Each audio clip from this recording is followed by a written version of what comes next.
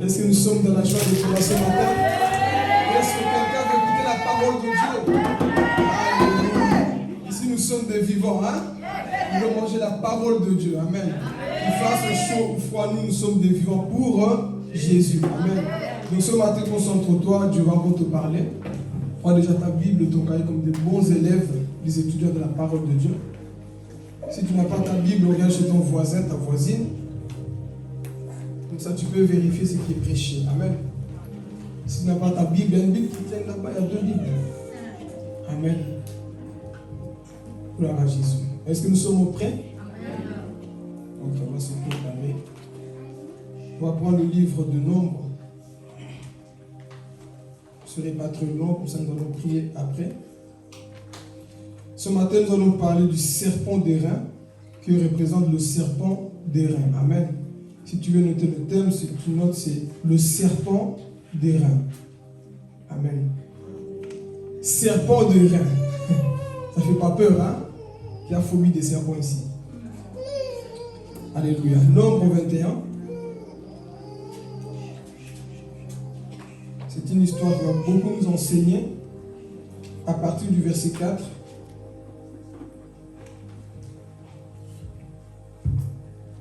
Jusqu'au 9. Je répète, Nombre chapitre 21, le 4e livre de la Bible. Chapitre 21. Deborah, tu peux nous faire la lecture? Ou Sephora? Ok. On est prêt? Qui a trouvé? Dis Amen. Amen. Ok, on y va. Suivez la lecture. Je lis la parole au nom de Jésus. Amen. Les Israélites quittèrent la montagne de Hor et prirent la direction de la mer des roseaux afin de contourner le pays d'Édom. Mais en cours de route, le peuple perdit patience. Les gens se mirent à critiquer Dieu et Moïse. Pourquoi nous avez-vous pas fait quitter l'Égypte, disent-ils. Pour nous faire mourir dans le désert, ici il n'y a ni pain ni eau, et nous sommes dégoûtés de la manne, cette nourriture de misère. Alors le Seigneur envoya contre eux des serpents venimeux. Ils mordirent un grand nombre d'Israélites qui en moururent. Le reste du peuple se rendit auprès de Moïse pour lui dire: nous avons péché en vous critiquant, le Seigneur et toi. Supplie donc le Seigneur d'éloigner ces serpents de nous. Moïse se mit à prier le Seigneur en faveur du peuple. Le Seigneur lui répondit: façonne un serpent de métal et fixe-le sur une perche. Quiconque aura été mordu et le regardera aura la vie sauve. Moïse façonna donc un serpent de bronze et le fixa sur une perche. Dès lors, toute personne qui avait été mordue par un serpent et regardait le serpent de bronze avait la vie sauve. Amen. On va prendre notre deuxième texte, Jean chapitre 3. Jean 3, 14 à 15.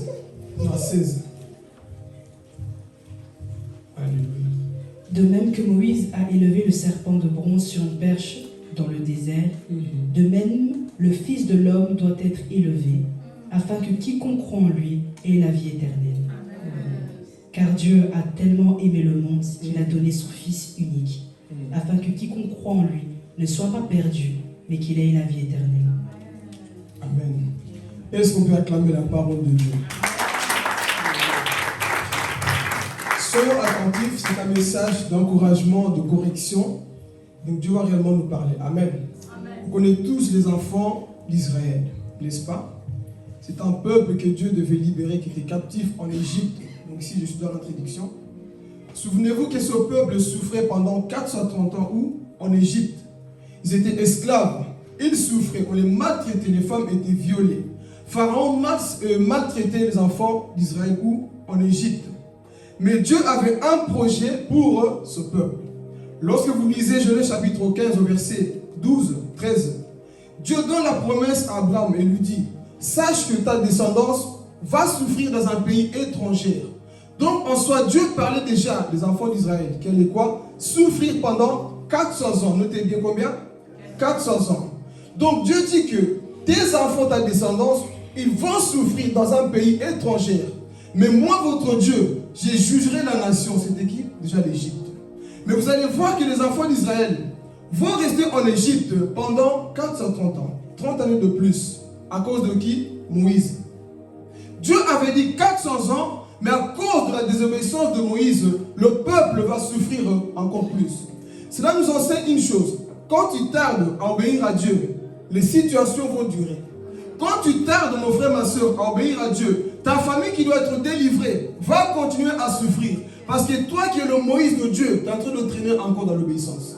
Au lieu de donner ton cœur à Jésus, tu es encore en train de traîner dans le monde. Au lieu de te donner sincèrement à Dieu, tu es en train de bafouer les choses de Dieu. Sache une chose, plus tu traînes, plus les choses aussi quoi vont tarder. Donc tout dépend de ton obéissance. Donc ce peuple, la Bible dit ceci, qu'ils étaient quoi? Captifs en Égypte. Ils souffraient, ils criaient à Dieu, mais Dieu ne répondait pas. Ça a duré longtemps, ça a duré des années, ça a duré beaucoup de siècles. Ce peuple criait à Dieu et Dieu ne répondait pas. Dieu n'agissait pas. Il en est de même pour beaucoup de personnes ici. On vous a pris quelque part en captivité et vous êtes en train de souffrir. Vous êtes en train de prier, crier à Dieu et Dieu ne répond pas. Mais laisse-moi te dire ce matin, quelle que soit la durée de ton problème, Dieu finira toujours par te rencontrer dans Dieu. Quelqu'un n'a pas compris. Quelle que soit la durée des difficultés que tu vois dans ta famille, autour de toi, dans la ville, si à Moïse dans ce lieu, Dieu va t'utiliser pour sortir ces personnes dans l'esclavagisme. Amen. Donc ces personnes souffraient, ils priaient à Dieu. Et un jour, Jochebed, le père de Moïse, va affronter Moïse. Mais vous savez très bien, à cette époque, les Égyptiens voulaient tuer quoi? Tous les enfants d'Israël. Pourquoi? Parce que Israël devenait quoi? Nombreux. Écoutez, Église, plus c'est des chrétiens, plus nous allons dominer dans ce monde. Pas des païens, des véritables chrétiens. Plus nous sommes nombreux, plus le pharaon va trembler. Mais malheureusement, nous jouons avec la vie chrétienne. Plus nous sommes beaucoup, plus nous allons dépeupler l'enfer. Il y a beaucoup de personnes qui sont dans les mains de Satan, que Satan est en train de tuer. Mais Dieu a besoin de toi. Dis à ton voisin, Dieu a besoin de toi. Tu te négliges, moi qui ne sais pas parler, Dieu a besoin de toi. Dieu ne cherche pas ton savoir. Dieu a besoin de ton cœur pour t'envoyer. Moïse ne savait pas parler. Moïse c'était un homme qui bégayait. Mais la Bible dit que c'était le plus grand législateur d'Israël. Moïse, il a sorti ces personnes, 3 millions de juifs. Où? En Égypte. Pourquoi? Parce qu'il avait l'appel de Dieu. C'est pour te dire, l'appel de Dieu ne dépend pas de tes diplômes. L'appel de Dieu ne dépend pas de ton bon français. L'appel de Dieu ne dépend pas de la théologie que tu as étudiée. Non. L'appel de Dieu dépend du cœur que tu as pour lui. Dieu n'est pas comme nous les hommes. Tu es bien habillé, tu parles bien, tu es beau, tu n'es pas beau. Non. Dieu te choisit parce qu'il te connaît. Alors ce peuple souffrait. Pharaon dit, tuez tous les enfants. Mais Dieu a inspiré à Jochebed d'envoyer Moïse où? En Égypte. Moïse grandit là-bas. Moïse il grandit, il voit comment maltraiter son peuple. Moïse n'était pas satisfait. Moïse n'était pas bien dans le monde. Pourquoi? Parce qu'il voyait comment on maltraitait les Égyptiens. Quand tu vois les chrétiens souffrir dans ce monde, mon frère, ma soeur, révolte-toi. Dis Seigneur, fais quelque chose. Quand je vois mes frères et sœurs qui sont en train de retourner dans le monde, qui sont en train de mourir entre les mains du diable, Seigneur, utilise-moi pour que je sois un canal pour ces personnes. Mais malheureusement, nous n'avons plus ce cœur d'aller aider les perdus. Amen. Donc Moïse, il voit comment ce peuple souffrait. Et un jour, pris par la colère, il prend l'Égyptien, il le tue parce qu'il voulait défendre son peuple. Il prend la fuite où? Dans le désert. Mais c'est dans le désert que Dieu va le rencontrer. Amen. Dieu va trouver Moïse. Et Dieu va parler, Exode chapitre 3. Dieu commence à parler à Moïse. Écoutez, je rentre bientôt dans le message. Dieu commence à parler à Moïse. J'ai vu comment mon peuple souffrait. Je suis descendu pour le délivrer. Est-ce que quelqu'un comprend déjà? Dieu a vu ta souffrance quelque part. Dieu a vu ton problème quelque part. Et quand Dieu voit ton problème, il descend pour agir dans ta vie. Lorsque Dieu voit ce que tu en souffres, que personne ne voit, que ton pasteur n'est pas capable d'agir, que tes parents ne sont pas capables de faire, Dieu voit cette chose. Voilà pourquoi j'aime Dieu. Parfois tu pries, Seigneur, pourquoi mes leaders ne voient pas le problème que j'ai? Pourquoi mes parents ne voient pas le problème que j'ai? Mais laisse-moi te dire une chose, je vais voir ton problème. Dieu connaît ton problème. Et je vais parler. Parfois, Dieu ne veut pas que les hommes interviennent parce qu'il veut être le seul à qui on dise c'est grâce à lui. Quelqu'un n'a pas compris. Parfois, Dieu n'agit pas parce qu'il veut qu'on dise c'est l'œuvre de Dieu. Ce n'est pas un frère, ce n'est pas un homme, mais c'est Jésus-Christ lui-même qui est descendu pour agir dans cette situation. Donc je vais dire à quelqu'un dans cette introduction, lorsque Dieu parfois ne répond pas, c'est qu'il veut être le seul à qui quoi on doit glorifier. Personne ne voit ce peuple-là, mais Dieu du ciel a dit, je connais ta peine, Israël. Tu as l'alliance avec moi. Je fais l'alliance avec Abraham, Isaac et Jacob. Je connais mon peuple. C'est pour dire ici. Toi, tu penses que Dieu t'a oublié. Toi, tu penses que Dieu t'a mis de côté. Mais laisse-moi te dire que ce Dieu te connaît. Amen. Tu es en train de te minimiser. Je ne sais pas si Dieu me connaît. Dieu te connaît. Alléluia. Dieu connaissait Israël. Et il dit, je sais ce que tu as. Comment tu souffres. Mais moi, ton Dieu là, je suis descendu pour te délivrer. Eux qui souffraient pendant 430 ans. Dieu un jour descend dans leur vie et Dieu les délivre de la main de qui? De l'oppresseur, les Égyptiens. Eux qui souffraient depuis des années. Imaginez-vous, tu es esclave dans une prison spirituelle. Tu es esclave quelque part, tu n'arrives pas à sortir par toi-même. Ah bonjour, Dieu vient te délivrer. Quelle joie auras-tu? Quelle paix auras-tu? Et c'est ça que nous étions dans le monde. Satan nous avait pris quelque part. On n'avait plus de joie, on n'avait plus de vie. Mais un jour, Jésus lui-même est descendu nous sortir de là où nous étions. Amen. Donc ce peuple, Dieu les enlève de l'Égypte. Et il va les conduire où? La terre promise. Ici, le message commence. Amen. Dieu va sortir ce peuple de l'Égypte. Mais comme je dis toujours, beaucoup ont quitté le monde. Beaucoup ont quitté l'Égypte. Mais l'Égypte n'a pas encore quitté leur cœur. Tu as dit non au monde, mais le monde est toujours dans ton cœur. Parce que c'est dans le désert que Dieu prend la peine de travailler ton cœur. Tous ceux qui quittent l'Égypte n'iront pas à Canaan. Tous ceux qui viennent à l'église n'iront pas au ciel. Iront que ceux qui vont garder la foi jusqu'à la fin, malgré la persécution, malgré la tribulation. Est-ce que tu es ici, toi? Est-ce que tu es ici, celui qui veut aller jusqu'à la fin? Alléluia. Écoutez, quitter le monde, c'est facile. Mais aller jusqu'au ciel, ce n'est pas facile. J'écoute plus ceci, je mange plus ceci, je ne m'habille plus comme ceci. Oui, mais c'est que Dieu maintenant va travailler dans le désert. C'est le cœur des enfants d'Israël. Pourquoi? Parce que ces enfants, bien que Dieu les a enlevés de l'Égypte, ils murmuraient constamment. J'étais bien en Égypte, je mangeais du concombre et des oignons. Là, nous étions bien. Combien de chrétiens regrettent le monde aujourd'hui? Combien de chrétiens disent, moi j'étais bien dans le monde. Dans le monde, je ne manquais de rien. Dans le monde, je mangeais tout. Dans le monde, j'avais l'argent. Dans le monde, j'étais respecté. Tu étais respecté, mais le monde, c'est la mort. Le monde, il n'y a pas de vie. Donc, ne regrette pas l'Égypte, là où Dieu t'a sorti. Alléluia. Et ces enfants vont commencer à dire, nous étions bien là-bas. Pourquoi tu nous as sortis de l'Égypte? Beaucoup de chrétiens sont comme ça. Est-ce que tu n'es pas en train de regretter des choses du passé? Ah, la vie que je menais, c'était bien. Maintenant, je suis chrétienne. Je dois faire attention à tout. Oui, tu es une reine, tu es un roi. Quelqu'un n'a pas compris. Tu es un fils du roi des rois sur la terre. Donc, tu n'es pas n'importe qui. C'est normal que Dieu ne veut pas que tu marches comme tout le monde. Alléluia. Au lieu de commencer à pleurer, Seigneur, le monde me manque, l'Égypte me manque. Non, ne murmure pas. Laisse les choses du passé. Toi, avance vers le royaume des cieux. On me dit, écoutez, on va être sincère, le monde parfois nous manque. Il y a des choses du monde, parfois ça nous manque. Mais dis-toi bien, ça me manque, mais c'est la chair. Mon esprit est appelé à aller où? Au ciel. Amen. Toi qui étais accro à certaines musiques, conformité. Tu étais accro. Parfois tu sens la solitude. Conformité me manque. Même toi, télécharge la musique. Non, ça c'est le monde qui me manque. Je ne vais pas écouter. Le monde, c'est quoi parfois? Le style vestimentaire que tu avais me manque. Seigneur, ce n'est pas ça que je dois suivre. Je vais aller à Canaan. Ne laisserai pas l'obstacle venir devant moi. Tu vas entendre plusieurs propositions étant que chrétien. C'est ça la vie chrétienne. Le diable va mettre autour de toi des tentations. Mais c'est à toi de dire, je suis né de nouveau. Dieu ne m'a pas sorti de l'Égypte pour que je meure dans le désert. Mais malheureusement, beaucoup meurent dans le désert. Dieu t'a sorti. Le monde est en train de te manquer. Le beau garçon que j'aimais là-bas, aujourd'hui je me retrouve soirée comme une mamie, une vieille comme ça. Là. Non, tu n'es pas vieille. Tu es en train de te préparer pour l'éternité.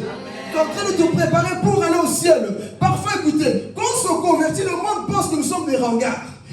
Mais ne savent pas que nous partons quelque part. Nous partons au ciel. Hé, Thomas, tu es devenu comme un tonton comme ça là. Toi qui es jeune, moi je vais au ciel.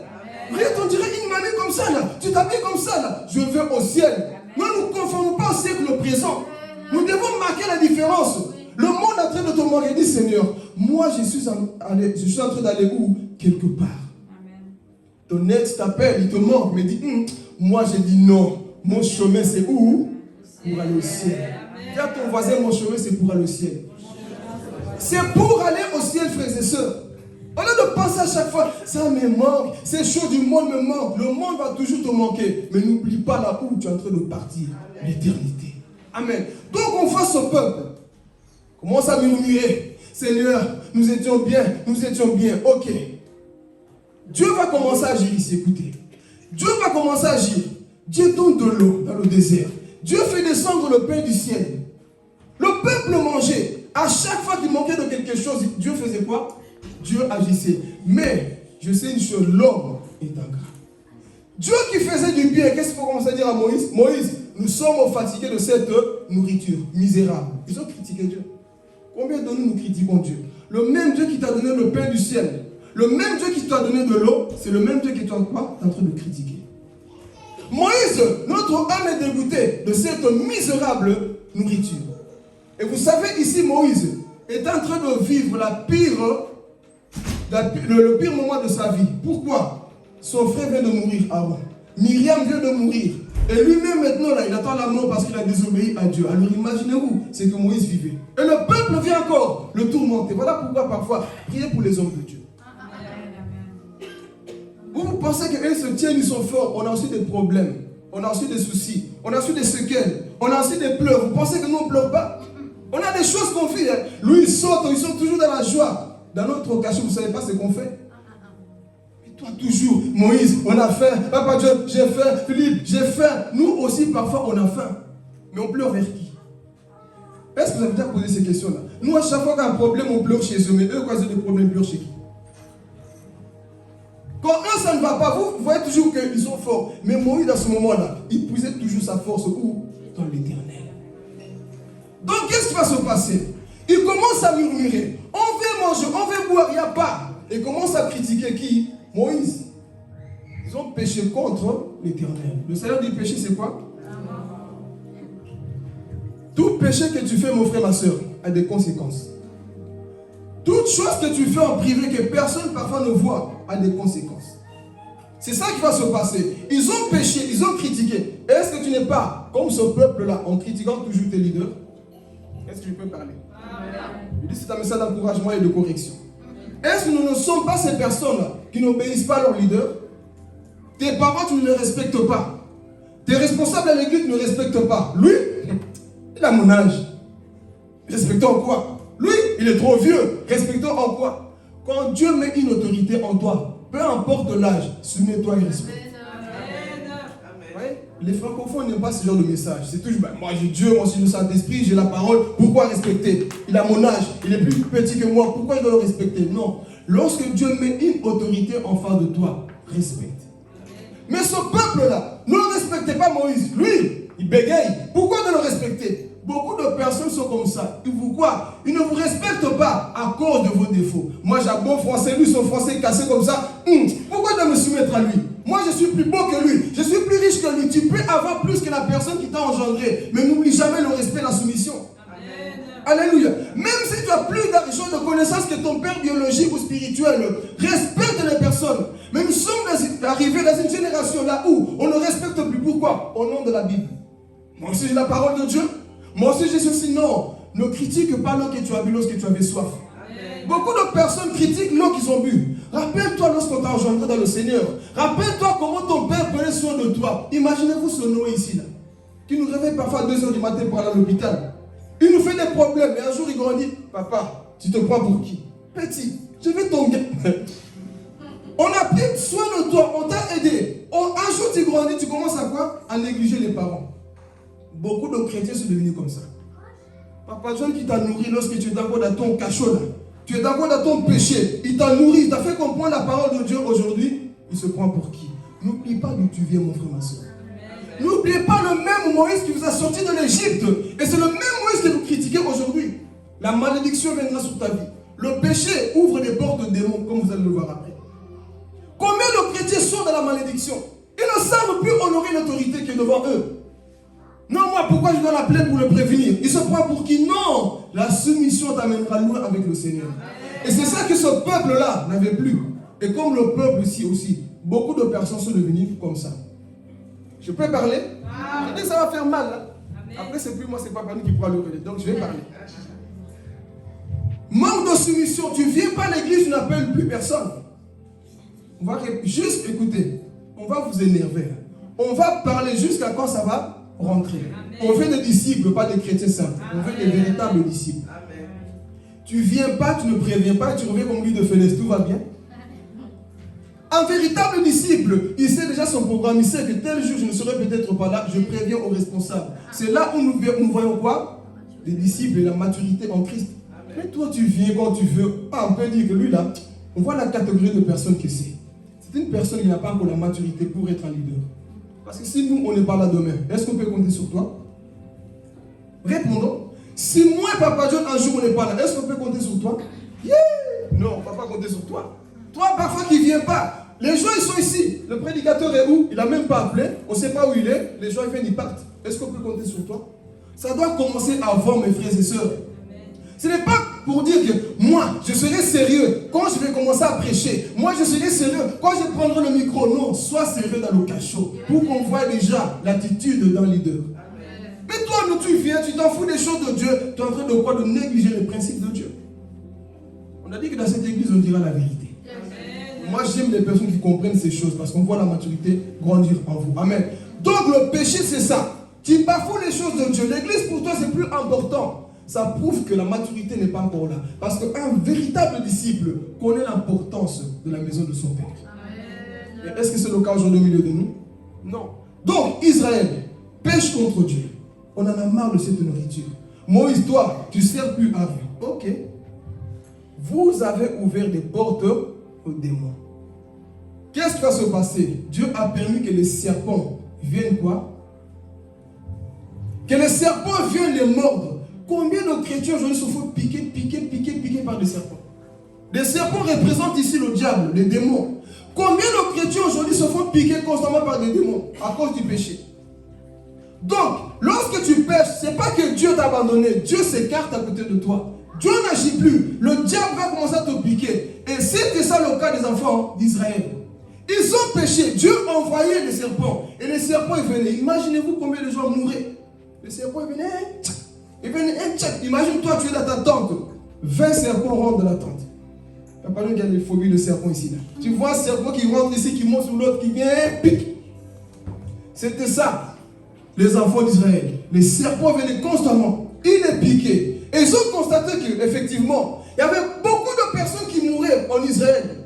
Beaucoup de personnes sont en train de mourir dans notre génération à cause du péché. Le péché que tu as commis, mon frère, ma soeur, a ouvert des portes à l'esprit. Ah, je vais parler. Lorsque un chrétien commence à devenir dur, il y a des esprits qui sont en train de l'entourer quelque part. Lorsqu'un chrétien, quand tu le conseilles, il s'en fout de tout, il devient encore plus dur. Sache qu'il a ouvert des portes de démons quelque part. Lorsqu'un chrétien n'est plus capable à se soumettre à écouter ses leaders, il y a un problème quelque part. La rébellion commence comme ça. Quand tu le conseilles, tu l'appelles, tu le conseilles, et que la personne continue. Voilà pourquoi. Quand je vois qu'une personne continue dans ses bêtises, qui n'écoute plus, je laisse. Pourquoi? Je sais qu'il y a un danger quelque part. Je prie pour toi. Tant que tu ne confesses pas comme ce peuple-là, on ne fera rien. Amen. Donc c'est ça qui va se passer. Beaucoup de gens mouraient en Israël.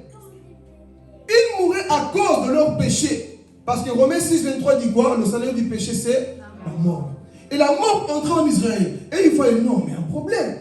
Pourquoi nous mourons comme ça? Petit à petit, je sens que depuis que j'ai critiqué son frère, ma vie, ça ne va plus.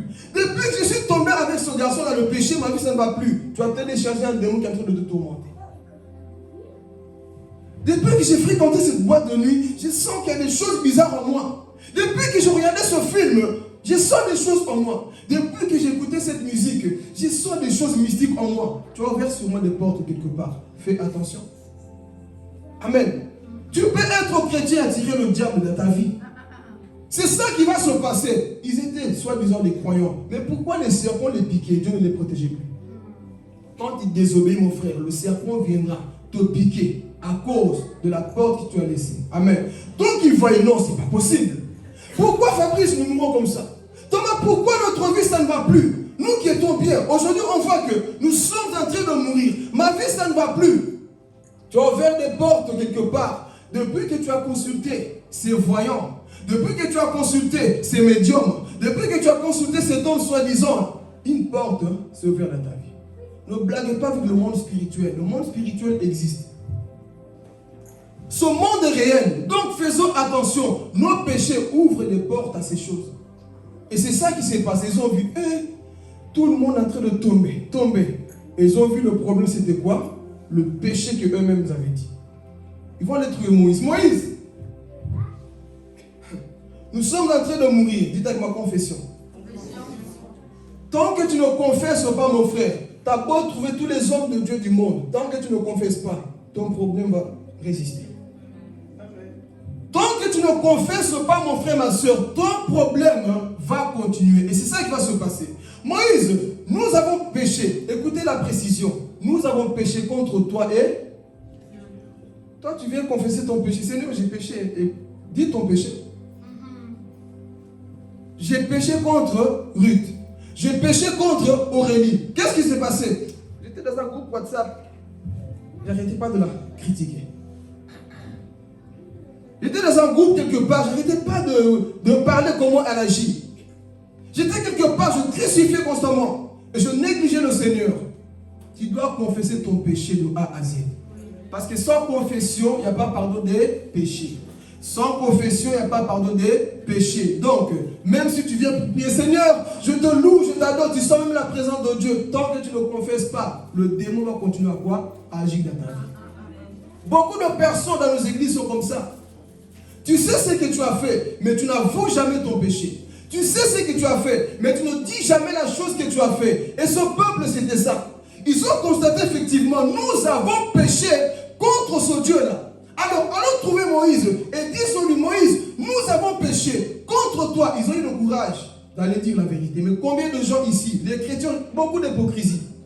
Ils te regardent, ils t'écoutent prêcher, mais dans son cœur, il a un problème contre toi. Il n'y a pas plus hypocrite aujourd'hui dans nos églises. Il y a beaucoup d'hypocrisie. Tu as un problème. Non, ça va passer, mais chaque fois, ça te ronge. Va trouver la personne. Va trouver la personne à qui tu sais que ton cœur bat constamment, ça ne va pas. Va trouver la personne. Pourquoi? Sinon, le diable va continuer à te massacrer dans ta vie. Même si tu as le parlant en langue, même si tu as le don de prophétie, même si tu as tout, mon frère, détrompe-toi. Va trouver la personne. Tu sais que tu as mal parlé à la personne. Tu sais que dans ton cœur, ça bouillonne. Quand tu vois, tu dis sa tête, là, ça me rappelle des choses bizarres. Quand je le vois, tu sens que ton cœur monte. Est-ce qu'il n'y a pas une personne autour de toi, que ce soit même dans la famille, dans l'église, quand tu vois sa tête, ton cœur commence à chauffer? Est-ce qu'il n'y a pas ces personnes? Quand tu vois, tu sens que ça commence à monter. Il faut aller, mon frère, détrompe. Tu viens en faire cadeau. Tu veux aller en faire cadeau bêtement comme ça là. Si tu sais qu'il y a un souci, humilie-toi. Demande pardon. Dis écoute, j'ai eu un problème contre toi. Je te demande pardon, j'ai fait ceci, je dis ceci contre toi. À partir d'aujourd'hui, je change ma vie. Les rares des chrétiens sont comme ça, ne veulent plus quoi? Dire la vérité. Mais ce peuple-là va trouver Moïse. Prie à Dieu qu'il enlève ces serpents. Pourquoi ils ont dit à Moïse, prie à Dieu? Parce qu'eux-mêmes, ils ont prié, il n'y avait pas de résultat. Donc Moïse, toi qui as la solution, présente notre situation à Dieu. Moïse va s'adresser à Dieu. Mais ici, avant d'aller, frères et sœurs, est-ce qu'il n'y a pas des choses que nous devons confesser sincèrement dans notre cœur? Est-ce qu'il n'y a pas des choses qui doivent nous quitter pour dire la vérité aux frères et sœurs autour de nous? Est-ce qu'il n'y a pas de vérité qu'on doit dire? Sois des véritables disciples de Jésus. Ne te mens pas à toi-même. Toi-même, tu sais qu'au fond de moi, là, ça bouillonne. Moïse, on t'a crucifié. Toi qui vis t'as la période la plus dure de ta vie là. On vient encore te casser. Moïse, on a péché contre toi. Moïse n'était pas rancunier. Est-ce que Moïse n'a pas pardonné? Moïse a pardonné. Mais combien de nous? On vient même te demander pardon. Tu fais quoi la fière? Non, tu vas dans l'enfer. On vient te demander pardon là. Tu es encore là. Accepte le pardon. Quand quelqu'un vient te dire, écoute ma soeur, j'ai fait ceci contre toi, la personne vient vers toi, toi tu fais quoi? Je savais qu'il allait s'humilier. Ne dis pas ça. dis écoute, c'est pas grave, je te pardonne, avance. Mais combien de chrétiens font encore la fière? Je savais, toi tu vas toujours t'humilier. Non, toi fais ton travail, pardonne la personne et avance. Moïse n'a pas fait de fier. Moïse va dire quoi? Ok, vous avez péché, votre confession va amener quoi? Le problème, la solution. Votre confession va amener quoi? La solution. Alors écoutez la puissance de la confession. Je vais beaucoup insister sur ça.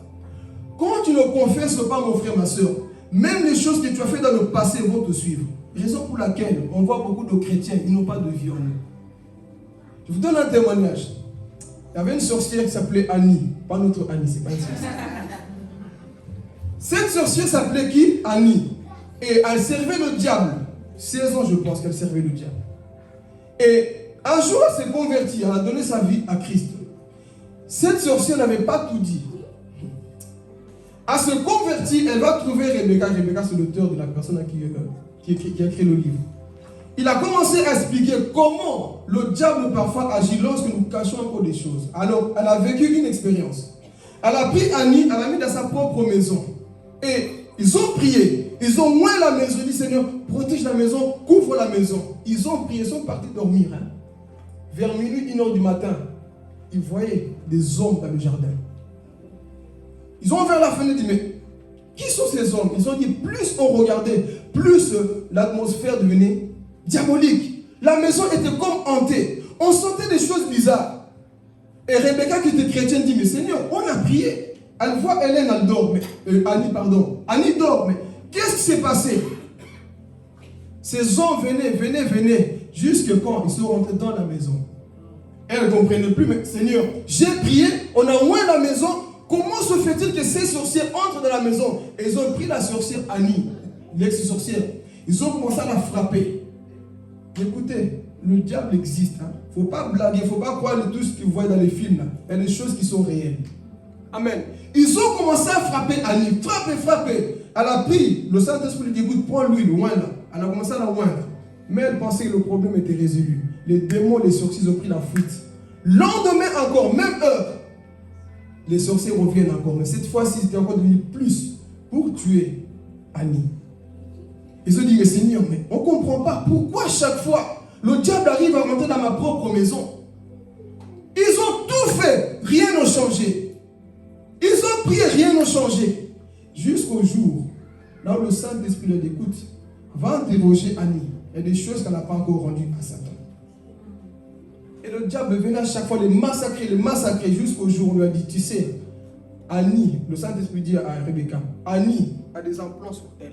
Elle a des aiguilles qu'on utilise dans le vaudou, dans son propre corps. Et c'est ça qui attire les esprits. Dans le monde spirituel, ils utilisent ça pour tuer les gens. On lui a dit, si on n'enlève pas ces aiguilles, elle en a 2, dans le pied et sur le bras, les implants. Si on n'enlève pas ces choses, le diable va continuer à détruire ta vie. Ah, ok. Et va trouver Annie. Annie, est-ce qu'il n'y a pas des choses que tu dois dire, que tu dois confesser?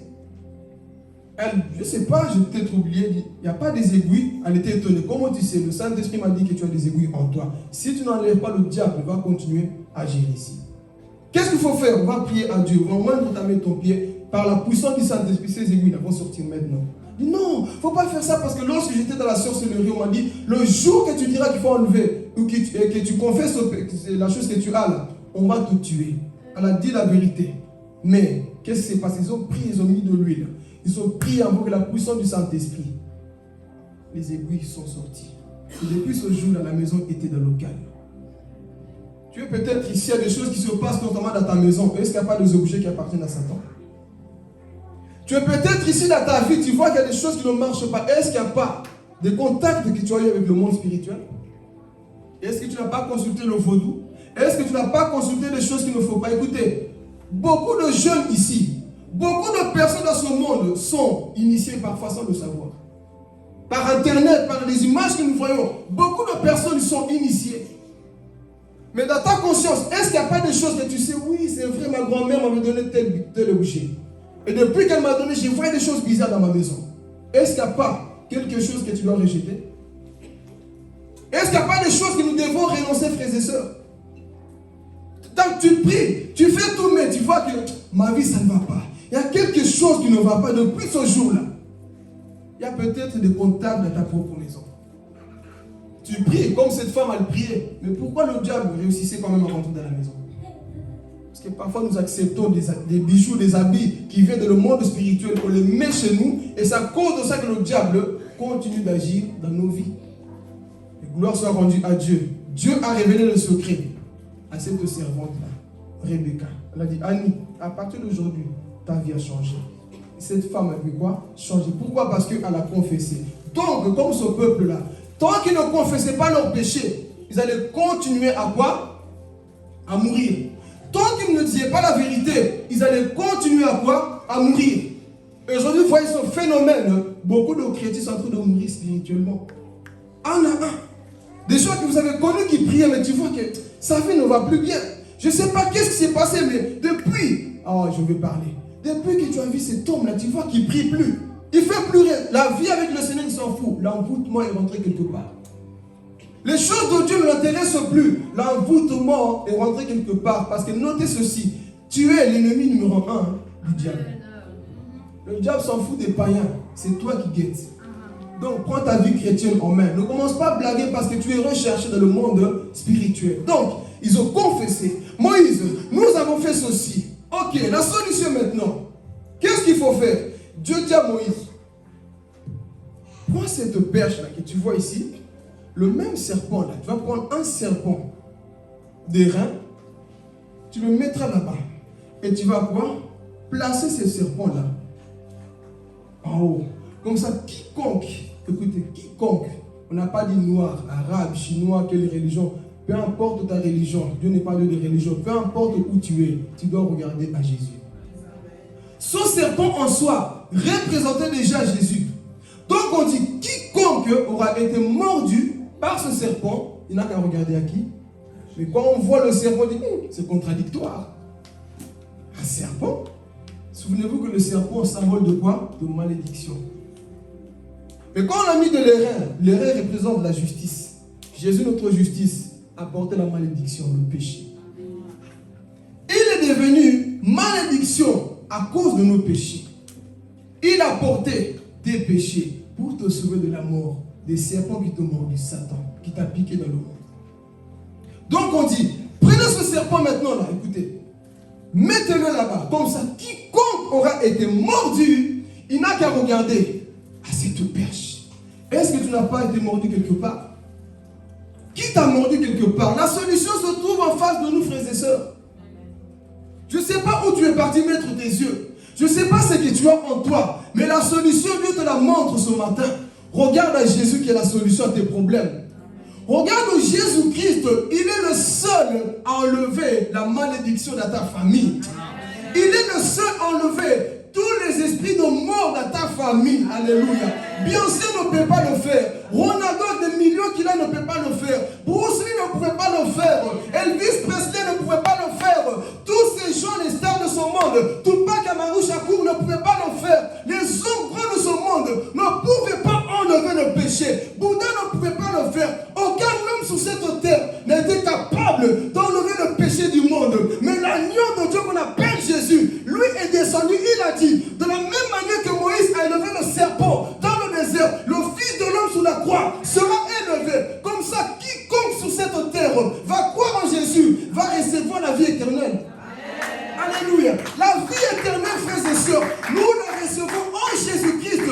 Aucun homme sur cette terre ne peut te libérer de l'enfer. Aucun église. Aucun. Voilà pourquoi Satan est en train de tromper beaucoup de gens ce temps de la fin. Quoi la telle religion? Je vais parler. Parce que Satan connaît l'importance, la puissance du nom de Jésus-Christ.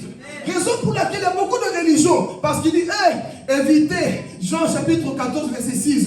Je suis le chemin, la vérité et la vie. Nul ne va peur que par moi. Il n'a pas dit c'est Marie. Marie ne donne pas la vie.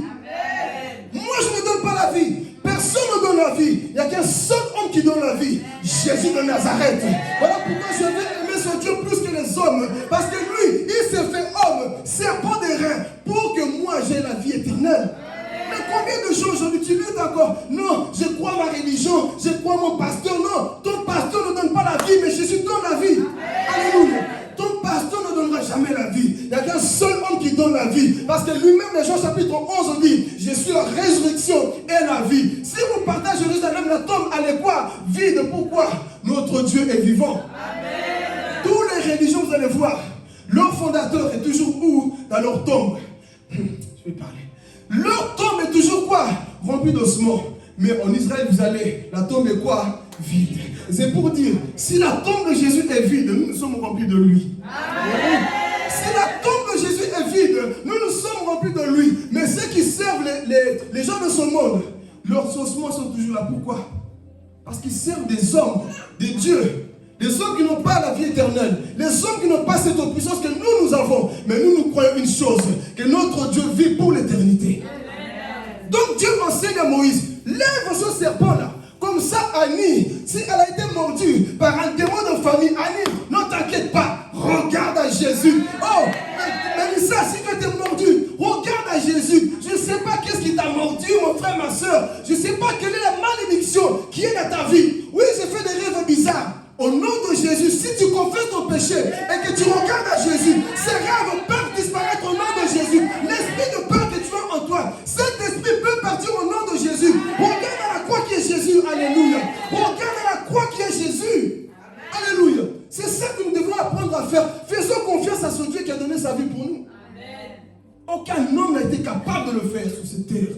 Mais je répète, Christ, lui, il a fait. Il a dit, je prendrai la place de Déborah. Je prendrai la place de Thomas. Je prendrai la place de Papa Job. Oui, j'irai sur la croix. Satan a dit, tu crois vraiment que tu vas sauver cet impudique? Jésus a dit oui, parce que j'aime mes enfants. Parce que Dieu a tant aimé le monde qu'il a vu Wendy être perdu. Qu'il a vu les enfants être perdus. Mais il a dit, Superman ne peut pas aider mes enfants. D'ailleurs, il n'existe pas. Mais moi, j'existe. Je porte la croix pour eux. Je vais parler. Jésus existe, frères et sœurs. Batman, Superman, Wonder Woman, Catwoman. Quoi encore? Tous ces man. Il n'y a qu'un seul véritable man. Jésus, c'est le vrai man. C'est le vrai homme, le fils de l'homme. Alléluia. Tous ces gens-là dans des films, je ne sais pas quoi là, le film inventé là, ils ne donnent pas la vie. Parce que eux tous là, ils sont enterrés. Mais il y en a un qui a dit, j'ai tout pouvoir sur la terre. Et sous la terre. J'ai tout pouvoir. Pourquoi? Parce que tout pouvoir m'a été donné. Il y a qu'un seul qui a été capable de déclarer ces choses. Mon Jésus. Mon Jésus, frères et sœurs. Voilà pourquoi Satan est malin. Dites-moi malin. Posez-moi la question pourquoi.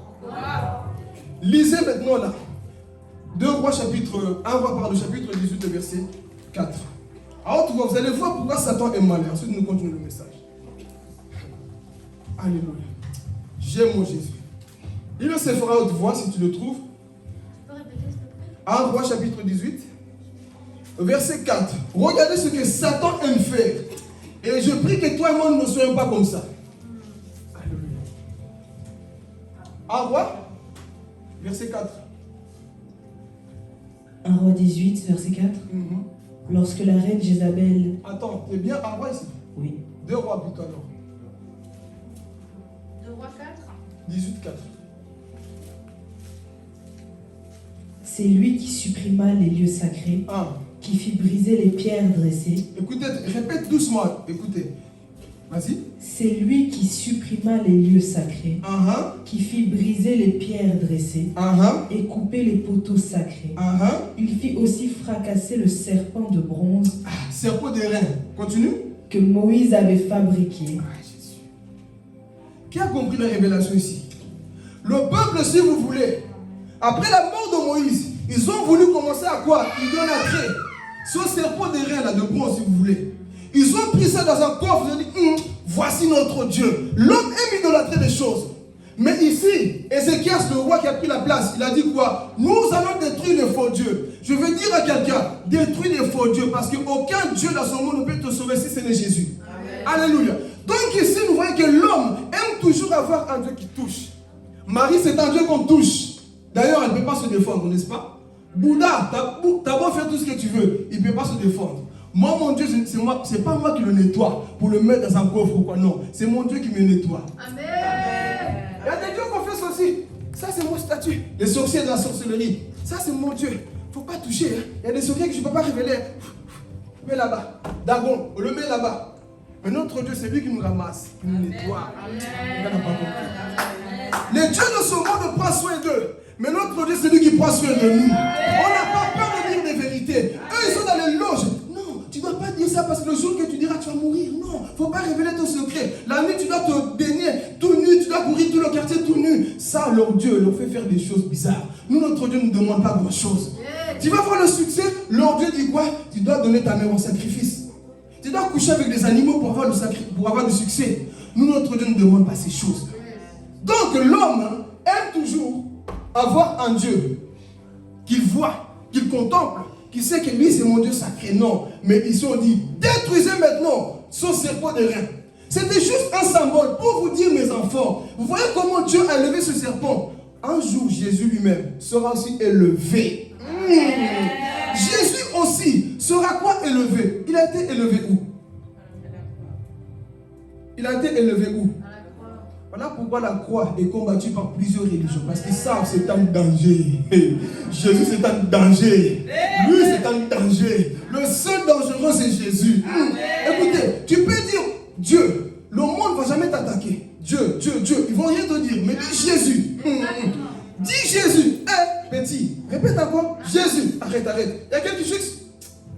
Il y a quelque chose qui se passe en moi. Un jour j'étais à côté d'un sorcier. J'étais à côté de lui, l'onction bouillonnait. Voilà, j'aime la présence de Dieu. L'onction est en train de bouillonner en moi. Je vois à côté le sorcier. Les démons commençaient à sentir le feu qui était en moi parce que Jésus habite en toi aussi. Jésus habite en toi aussi. Alléluia. Le sorcier commençait à faire comme Michael Jackson dans des danses bizarres. Pourquoi? Parce que son démon sentait la puissance de Dieu. C'est pour dire à l'église, nous avons cette puissance lorsque nous obéissons à notre Dieu. Alléluia. Toi tu vois un sorcier la nuit. Non. Tu ne dois pas paniquer, tu as la puissance de Dieu en toi. Quand vous serez plus mature, faites découvrir ce livre-là de Rebecca. Cette sorcière, à minuit dans les cimetières, elle priait et le diable fouillait. Pourquoi? Parce que c'est dans les cimetières parfois qu'ils font des choses bizarres. Mais elle, remplie du Saint-Esprit, cimetière ou pas, j'irai. Si Dieu m'a dit d'aller prier, j'irai. Mais combien de gens aujourd'hui? Juste un cafard qui rentre. Juste un chat. Juste un simple chat que tu vois. Seigneur, c'est quoi ça? Une expérience que j'ai eue ce matin-là, c'est même pas le même. J'ai demandé déjà à Aurélie. J'étais en train de dormir. Vers 4 ou 3 heures du matin, je dors. Déjà avant de dormir, je sentais l'oppression. Je dis, Seigneur, qu'est-ce que tu veux me dire par là? Je sens l'oppression. J'avais aussi témoigné à Aurélie. Je voulais faire ma sieste comme il faisait chaud, je mis le co. Je sens des mains comme si on voulait me taper. Sans effet au nom de Jésus. Je connais déjà comment ils agissent, qui disent au nom de Jésus, si vous osez me toucher là, vous allez voir. Mais le démon qui était venu était tellement puissant qu'il est venu essayer de me paralyser. J'ai senti la paralysie, je voyais Noé qui jouait. Vous voyez, le monde spirituel est réel. J'étais paralysé un peu, mais je voyais Noé qui était en train de jouer. Et mon téléphone sonnait, mais à ce moment-là, je ne pouvais plus bouger. J'ai dit, Philippe, prends l'autorité, sinon tu vas mourir aujourd'hui. Je voyais le petit en face de moi. Je ne vais pas aussi l'appeler, Aurélie était loin dans la chambre. Mais j'entends mon téléphone qui est en train de vibrer. Mais moi j'étais, Seigneur, mais dans mon esprit, vous savez, le diable t'attaque souvent lorsque tu es fatigué. Je dis, viens attaquer comme je suis là, quand je prêche là. Viens. Viens quand je prie là, viens. Ne viendra pas. Mais quand tu es un peu fatigué, tu viens du travail, tu commences à somnoler, c'est là où tu sens parfois l'oppression diabolique. Parce qu'il sait que la chair est faible. Mais lorsqu'ils sont venus, je dis, Seigneur, j'ai pris l'autorité, je commençais à tourner mes yeux pour voir le démon. Avant que je parle au nom de Jésus, le démon a pris la fuite. Mais j'espère qu'il a dit, toi et moi, on n'a pas fini, je t'attends à 4 h du matin. Je suis parti dormir. Je vois un chat tout noir qui rentre dans la maison. Et ce chat se dirigeait vers Noé. Il voulait attaquer Noé. C'est ce matin-ci. Et Jonathan se dirigeait, vous voyez, il a commencé, je ne sais pas comment expliquer, c'est un sorcier qui a pris la forme d'un chat. Il a commencé à vibrer, ses poils commençaient à monter partout. Esprit de peur, non. Je vois le chat qui se dirige vers nous, et lui il avait peur dans la vision. Il commence à reculer. Moi je dis, Philippe, si tu n'écrases pas ce chat-là, il va vous faire des choses. Je vous assure, je ne dormais pas. J'ai senti quelque chose qui montait sur mon pied. Et j'ai fait, nom de Jésus, j'ai écrasé le chat. Et puis tout d'un coup, je sursaute aussi, j'ai senti dans mes oreilles, miaou. J'ai senti miaou, j'ai dit, Aurélie, t'as rien entendu? Elle dormait, elle n'a pas entendu. Mais c'était réel. C'est pour vous dire, frères et sœurs, que ce monde existe. Mais nous avons le nom de Jésus. Nous avons le nom de Jésus. Mais combien de choses là. Tu as l'autorité en Jésus-Christ. Jésus nous a donné l'autorité. Là, je pouvais dire, au nom de Bouddha, qui est. Au nom de Mohamed, qui est. Au nom de Papa John, au nom de Rémi, au nom. Mais dis au nom de Jésus. Ils connaissent que son nom a été donné au-dessus de tout nom. Le diable ne respecte qu'un seul nom. Le diable ne respecte qu'un seul nom. C'est lui de Jésus. C'est lui de Jésus. Alléluia. Voilà pourquoi nous sommes combattus. Donc il est parti ce démon-là. Il dit, si tu viens encore, tu vas voir. Vous savez, quand j'ai parti dormir, ce n'est quand même, hein. Antoine, nous sommes au bien, hein. Comment je l'ai écrasé là-bas, il a mis miaou. C'est un sorcier qui a fui là-bas, viens encore oser. Ici, là, lorsque nous obéissons à la parole de Dieu, le diable ne peut rien te faire. Amen. Et si c'était toi là qui n'obéis pas à la parole de Dieu, mon pied gonfle, on m'a mordu, je me règle le mot de dos, je ne sais pas quoi. Ma vie, j'arrive pas à prier parce que tu as ouvert des portes. Mais quand tu es éveillé spirituellement, c'est toi qui écrases le serpent. C'est toi qui écrases toute la puissance du diable. Amen. Donc ici, nous partons vers la fin. Le peuple, regardez où? À la perche. Et Dieu va nous révéler une chose. Donc là, comme on nous avait dit, on a lu ici dans 2 Rois, là, le peuple a commencé à idolâtrer. Mais Dieu ne veut pas que nous puissions idolâtrer les hommes. Amen. Dites amen. Amen. Quelle que soit l'onction d'un homme de Dieu, il ne faut jamais l'idolâtrer. Amen. Parce que nous tombons souvent dans le pied et disons, mais l'homme là est... L'homme a la puissance, hein? Aucun homme a la puissance, c'est le Saint-Esprit qui est puissant. Amen. Je vais rendre l'église aussi mature. Hey, l'homme, t'as vu quand il fait ça? Toute la salle tombe, hein? T'as vu quand il fait ça? Toute la salle tombe, hein? Le Saint-Esprit peut le faire, mais ce n'est pas l'homme qui le fait, c'est le Saint-Esprit. Et dans son livre encore, il expliquait, parce qu'elle, c'était vraiment une sorcière engagée. Elle expliquait comment les hommes de Dieu imposaient, bon, même pas les hommes de Dieu, qui se prenaient comme des hommes de Dieu, comment ils imposaient les mains sur la tête des fidèles. Et les démons entraient en eux. Elle a expliqué, elle a dit, faites attention. Quand vous voyez toutes les choses, elle a même dit, la majorité du temps, quand vous voyez des hommes de Dieu, dire aux gens, mettez-vous en file, mettez-vous comme ça là. Il a dit souvent, c'est pour la gloire de l'homme. Parce que quand Jésus agissait, c'est toujours en privé. Mais vous allez voir, mettez-vous en privé. Maintenant, vous allez tous les voir. Dieu peut le faire, mais souvent, vous allez voir que les hommes de Dieu qui le font avec l'esprit d'orgueil, pour qu'on les acclame. Mais je veux dire ici, quelle que soit l'onction d'un homme de Dieu, quelle que soit l'onction que j'ai, l'onction que Papa John a, ce n'est pas nous qui faisons les choses, c'est Jésus qui fait les choses. Amen. Je vais nous tourner nos regards vers Jésus, pas vers nous. On n'est rien. Au lieu de baver, je vais être comme lui. Je vais être comme lui. Tu veux être comme lui qui a signé le pacte sur le diable.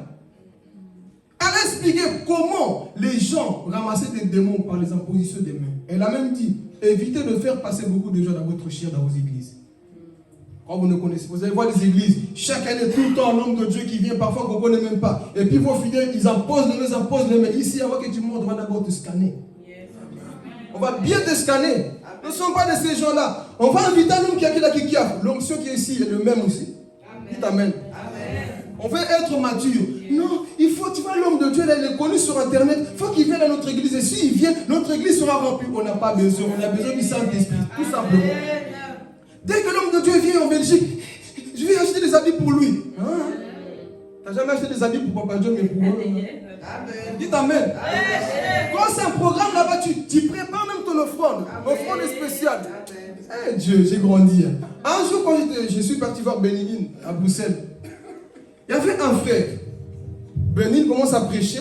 C'est la première fois que je l'ai vu à Bruxelles. Il commence à prêcher. Il dit, maintenant, celui qui veut semer, donne. Ça a commencé des 100 jusqu'à des 1000. Pardon-moi, j'ai rien. Mais le frère me dit, écoute, fais-moi un virement. Moi, je dois semer dans sa vie. Donne-moi 100 €. Il est parti jusqu'aujourd'hui. Il ne m'a jamais rendu mes 100 €. Et sa vie n'est pas bénie. Par là, je vais dire une chose. Ce n'est pas parce que tu donnes un homme de Dieu qui est connu que ta vie sera bénie. Mais tu seras plutôt béni si tu obéis à la volonté de Dieu. C'est ça le plus important.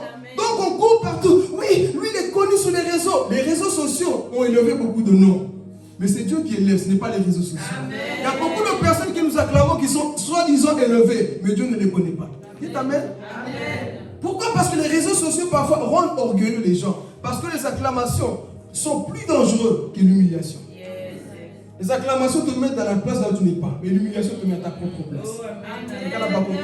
Lorsque tu acclames, imagine-toi là, toi tu ne sais pas prêcher. Juste un jour tu es venu prêcher, La chose, voilà. Et Simba, on commence à t'acclamer. Toi, tu penses, la fois prochaine, il viendrait faire des vidéos. Donc ma vidéo sera partout comme ça, connue. Alors que Dieu t'a juste utilisé ce jour-là. Et toi, ton nom a été quoi? Élevé. Donc c'est pour dire quelque chose, frères et sœurs. Ce n'est pas parce que tu vois un homme sur Internet que tu dois baver. Demande plutôt la révélation Saint-Esprit. Et moi, depuis, ma façon de penser a changé. Mais beaucoup on bave trop. Et je compris, écoutez l'église, dis à ton voisin, aucun homme de Dieu ici n'a plus de puissance que Jésus. Amen. Jésus qui est Jésus le serviteur, lui, il se comportait comme un simple serviteur. Vous allez voir, les hommes se comportaient comme des stars. Un évangile qui n'engendre plus des disciples, mais des stars. Qui n'engendre plus des brebis, mais des boucs. C'est ça que nous voyons aujourd'hui. Pourquoi? Parce qu'on est séduit. Ah, lui, il vient, j'ai bien repassé mon offrande. Et puis tu vas là-bas, tu sors, rien n'a changé. Sois honnête. Depuis que tu es parti voir cet homme-là, qu'est-ce qui a changé? Il y a même des gens, un jour, j'étais dans le train, on est parti voir Pasteur Marcelo cette fois-ci, à Bruxelles aussi. Et il a même prêché la même chose qu'on prête dans son église. Mais la sœur idolâtre du pasteur, il a bien prêché, hein? Je vois le frère, il était fâché. Son pasteur, il était fâché. Pourquoi? Il a dit ça, il a dit ça, il a dit ça. Oh, mais c'est les mêmes choses qu'il vous prêche, non? C'est parce que c'est surtout dans sa propre bouche que tu crois que c'est plus puissant. Beaucoup d'enfants de Dieu sont comme ça. Comme c'est lui, il crache du feu, là, tout ce qu'il dit, c'est que c'est bien. Des fois, c'est ça le piège. Les mêmes paroles sont prêchées dans ta propre église. Tu n'es pas fou. Tu les négliges. Mais parce que l'homme qui vient du Brésil, lui, il a l'onction. Hein? L'homme qui vient de Congo, lui, il a l'onction. Hein? Ton pasteur a aussi l'onction. Ton frère qui est à côté de toi a aussi l'onction. Mais le problème, hein, tu es comme ce peuple dans le désert. Moïse, tu critiques la personne qui doit te bénir. Parfois, c'est ça que nous faisons. On préfère valoriser les choses de l'extérieur plutôt que Papa John qui t'enseigne tous les jours. Amen. Tu peux parler? Amen. Quand est-ce que tu as partagé Papa John? Amen. Quand est-ce que tu as coupé une prédication, là, tu sais, ça peut toucher une âme. Mais quand c'est des motivateurs sur Internet, oui, les gens qui sont contre vous, votre succès, on aime ce genre de message. Toujours qui met l'ego de l'homme. Les gens, vous allez voir votre percée, là tu partages. Mais ici, on prêche le brisement, il faut que tu changes. Ah, ça ne va pas intéresser les gens. D'ailleurs, ils prêchent comme un vieux, comme un fou. Je ne mettrai pas. Mais l'homme que tu ne connais pas là. Tu sais qui inspire cet homme-là? Non, courez pas partout comme ça. Et la maturité de savoir qui vous devez partager. Maintenant, je ne dis pas que tout le monde est sorcier que vous voyez. Mais il faut avoir quoi? La maturité. Sinon, vous allez finir comme des idolâtres, comme ce peuple-là. Dieu a juste quoi? Utilisé ce serpent. Mais vous, vous en faites quoi? Notre Dieu. Notre Dieu. Non. Dieu parfois peut utiliser quelque chose. Imaginez-vous que les enfants là, ils ont utilisé le mouchoir de pierre. C'est notre Dieu. Écoute, c'est juste des objets. C'est juste des quoi? Des choses. Mais la personne qu'on doit craindre plutôt, c'est Jésus de Nazareth. Dieu a permis qu'on détruise ce serpent, comme ça leurs yeux, un jour, allaient être fixés sur qui? Jésus. Alors si nous arrivons vers la fin. Il y avait 12 tribus d'Israël, n'est-ce pas? Combien de serpents y avait-il? Le serpent qu'on a levé, il y avait combien? Qui comprend déjà la révélation? Il y a combien de dieux? Pourquoi il y a tellement de religions aujourd'hui? Un seul serpent, un seul Jésus que nous devons voir. Mais pourtant, nous sommes plusieurs, c'est vrai. Il y avait Dan, Zabulon, Nephtali, Isaacar, ils étaient beaucoup. Mais pourquoi elles tous n'ont pas dit bon? Moi, je fais un serpent pour l'Afrique, un serpent pour les Blancs, un Jésus pour les Blancs, un Jésus pour un tel. Est-ce qu'on a dit ça? Non, on n'a qu'un seul sauveur. Amen. Nous tous ici, on n'a qu'un seul sauveur. Ils n'ont pas dit bon, écoutez, chacun de vous va faire une perche et va mettre là-bas comme ça, chacun, on s'en fout des autres. Non, on n'a qu'un seul Dieu à qui nous devons regarder, qui est la personne de Jésus. Et si qu'on a lu, on a dit quoi? Quiconque. On n'a pas dit Thomas, rue-toi tel, non.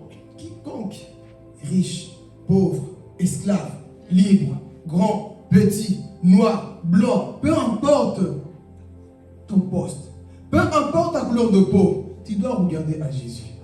Même si tu as beaucoup d'argent, ton argent n'achète pas le salut. Même si tu as beaucoup de biens, rien ne peut acheter le ciel. Rien. Donc peu importe ce que tu as, mon frère, même si tu es la femme ou l'homme le plus beau du monde, ta beauté n'est pas comparable à la beauté du Fils de l'homme. Ta beauté n'est pas comparable à la beauté de Jésus, le plus plus beau des beaux, c'est Jésus de Nazareth. Il n'y a pas plus beau que lui. Donc je regarde à Jésus-Christ. Alléluia. Donc on nous a dit, regardez-vous aussi à qui? À Jésus. Et dans cette génération que nous vivons, Dieu nous dit ceci.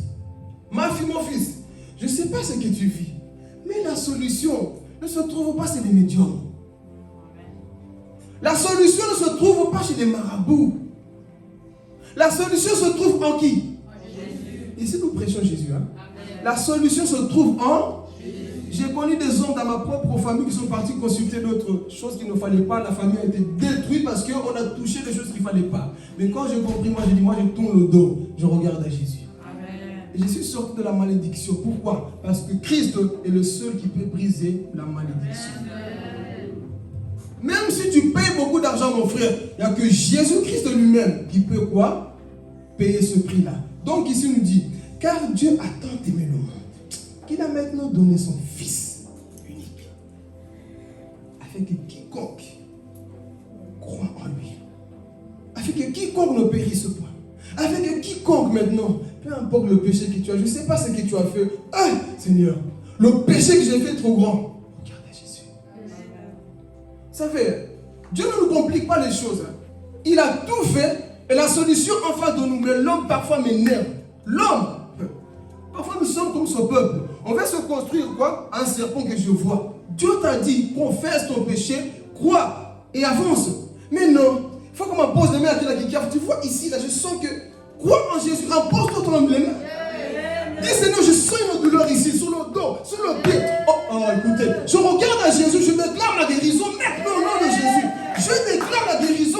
Mais attends, un homme va venir de Congo, un homme va venir de l'enfer. Non, crois en Jésus qui est déjà venu mourir une fois pour tous. Une fois, mon frère, ma soeur, il est venu mourir. Cela nous suffit. On complique les choses parfois. On rend les choses compliquées alors que la solution est juste en face de nous à nous. La solution n'est pas loin, Maman Lisa. Juste là devant nous. Mais on se complique trop. Et c'est là où on pense que la vie chrétienne c'est dur. C'est pas dur. C'est toi qui la rends dur par ta mentalité. Pourquoi? Parce que l'homme aime toujours un Dieu qui voit, l'homme qui peut calculer, qui peut manipuler. Il doit jeûner, il doit saigner, il doit monter sur les kilos qui caffe, je sais pas quoi. Non. La simplicité de l'évangile, c'est ça. Tu as péché ce matin. Qu'est-ce que tu as commis comme péché? Il n'y a pas un péché que Dieu ne peut pas enlever. Aucun péché que Dieu ne peut pas enlever. Je ne sais pas l'état de ton cœur ce matin. Je ne sais pas comment le diable t'a piqué quelque part. Et il a mis un venin en toi. Et ce venin, aucun homme aussi ne peut l'enlever. Ce venin, il n'y a que Jésus-Christ lui-même qui a la capacité d'enlever ce venin. Tu peux aller chez les médecins. Le péché, même si tu fais des opérations pour enlever la haine. La haine, elle est où d'ailleurs? Allez trouver maintenant la haine dans le cœur pour enlever. On va te couper, et on ne va pas mettre les micros et machins là. On ne voit pas la haine. Mais Jésus-Christ, lorsque tu te confies à lui, il est le créateur de l'homme. Il sait comment l'homme fonctionne. Il sait où se trouve le problème. Là où parfois les médecins vont dire, on a tout fait, mais on ne trouve pas de maladie. Mais toi tu dis que tu sors, mais écoute, si toi tu es limité, papa, tu regardes. Je regarde le cerveau de rêve, c'est lui qui est levé. Donc parfois c'est ça. J'ai connu beaucoup de personnes qui étaient mortes comme ça. Ils partent à l'hôpital, on les examine, on ne trouve pas de maladie. La maladie est bien là, mais c'est spirituel. On te tourne à gauche, on te tourne comme ça, on t'enlève, on te met par là, on ne trouve pas. Donc si le médecin est limité, si les hommes sont limités, vois à Jésus qui n'est jamais limité. Vois la croix qui est élevée, Jésus. Lui, il n'est pas limité. Alléluia. Lui n'est pas limité. Donc les hommes, parfois c'est ça. Ils ne comprendront pas ton problème. Mais Christ, il sait comment tu es. Amen. Jonathan, Dieu te connaît. Je sais quand tu boudes. Je sais quand tu es content. Je sais quand tu es malade. Dieu te connaît, mon fils. Tu ne peux pas me mentir. Tiffany, moi je te connais. Les hommes ne trouvent peut-être pas de solution à ça. Ils ne comprennent pas. Mais moi, ton Dieu, je sais comment enlever ce venin. Amen. Tu as été dans une boîte de nuit là-bas. On t'a empoisonné quelque part. On t'a piqué. Mais si tu as reconnu que tu as mal fait, reviens à moi ce matin. Amen. Reviens à moi ce matin parce que moi, je peux enlever ce venin que tu as. Le venin du péché, mon frère, il n'y a que Jésus qui peut le neutraliser. Aucun homme ne peut le faire. Même le diable lui-même ne peut pas. Mais Jésus, lui, est capable d'enlever ce venin-là qui est en nous parfois. Mais maintenant ici, je dis toujours je vais terminer, mais je vais terminer. Amen. Maintenant ici, nous connaissons tous un homme qu'on appelle Paul, n'est-ce pas?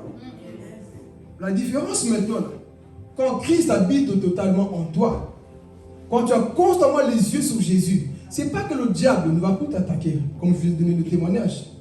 Tu vas dire, Philippe, le diable est rentré dans ta propre maison, il peut rentrer, mais j'ai les pieds pour l'écraser. Oh, le diable est venu chez toi, oui, il peut venir. Mais quand tu as la révélation de qui est Jésus, tu ne paniques plus. Amen. Souvenez-vous que Paul ici vient de piquer par quoi? Avec le serpent. Le serpent s'il vient piquer Paul. Est-ce que Paul a paniqué? Non. Ah, serpent, fuitez, moi c'est fini pour moi. Il n'a pas paniqué. Combien de gens paniquent? Je sens. Tu peux sentir, mais ce n'est pas parce que tu sens que tu vas mourir. Amen. Pierre a senti, et Paul a senti qu'on l'a piqué. Ne regardez pas. Est-ce qu'on peut faire ça parfois? Ah, Satan, c'est toi. Mais les portes sont fermées. Hein? Parfois, Satan veut forcer la porte chez toi. Rude, ouvre la porte. Je dois pécher chez toi. Ouvre la porte. Tu dis, oh, Satan, c'est toi. Mais la clé entre les mains de Jésus. Amen. Il ne peut que te toucher si toi tu ouvres la porte et si Dieu le permet. Donc Paul savait déjà que, oui, même si on m'a mordu, je ne mourrai pas. Même si on m'a attaqué, je ne mourrai pas. Alors, qu'est-ce qui t'a mordu? Quelle malédiction est en train de te mordre constamment là? C'est peut-être la nuit, tu vois ces choses, les malédictions qui viennent. Mais tu as la révélation de qui est Jésus. Tu peux faire comme Paul. Hein? J'étais mordu, mais c'est rien. Jette dans le feu. Il a jeté le serpent où? Mais il faut avoir le courage. Si toi, là, comme tu es là, il y a un serpent derrière toi. Tu sens, il t'a enroulé déjà. Seigneur, si tu sais qu'un serpent qui t'enroule le pied, tu vas faire quoi? Dites pas, et vous allez faire quoi ces serpents? Écoutez, vous savez, on peut même avoir le courage. J'avais un tonton, lui, je ne sais pas s'il était sorcier ou comment, mais il était courageux. Vous savez, en Afrique, les maisons, ce n'est pas comme ici. Hein? Nous, on vient de Kilakikiaf dans les bois. Là. Nous, on connaît ça. Un jour, on dormait. Je sens un truc qui monte. Serpent. Et, ah Jésus, l'Afrique, ça nous a enseigné beaucoup de choses. Voilà pourquoi ici, on n'a pas peur. Hein? Quand tu as été entraîné là-bas, ici, tu vas me dire, hey, pourquoi vous avez peur des araignées? Donc, j'ai senti le serpent monter. Et moi, je dormais. Le lendemain, on se réveille. Il dit, hey, vous n'avez pas senti quelque chose? Et vous savez, quand un serpent passe en Afrique, tu le voyais par le sable. Une trace comme ça là. Et mon tonton a dit, ne tracassez pas. Je vais aller le trouver. Il dit, hey, n'y va pas, parfois, jette le venin dans tes yeux, tu peux mourir. Et si tu meurs, c'est chaud. Il est parti dans la maison, on nous dit, c'est fini pour lui. On le voit, il sort, il prend le serpent par la tête, il sort comme ça. Il a tué le serpent. Mais lui, comment chaque fois il faisait? Et ce n'était pas la première fois. Chaque fois qu'on disait qu'il y avait un serpent, lui il partait. C'est lui qui m'a fait une cicatrice que vous voyez ici. Il m'a fait tomber un bloc sur la tête là, boum. C'est un homme qui met toujours des choses bizarres. Alors il prenait à chaque fois des serpents par la tête. Pourquoi? C'est un homme qui n'avait pas peur. Et un autre jour on dort, je sens un chat qui me traverse dans la maison. J'ai vécu des choses. Hein?